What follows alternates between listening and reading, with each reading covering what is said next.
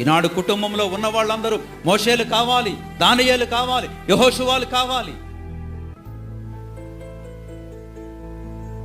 కావాలంటే వారిని దేవుని వాక్యం గురించి మాట్లాడుతున్నారు.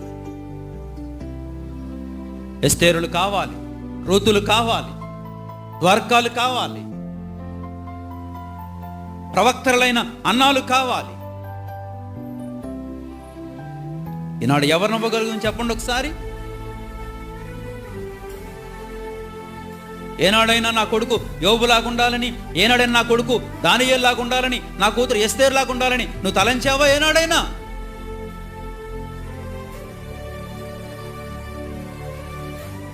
కుటుంబాన్ని స్పృహ కలిగి కట్టు, దైవికమైన స్పృహ కలిగి కట్టు. అది విలువైనది, అది క్షేమమైనది. ఈనాడు నీ బిడ్డలను అలా పోషించగలుగుతావేమో, రేపు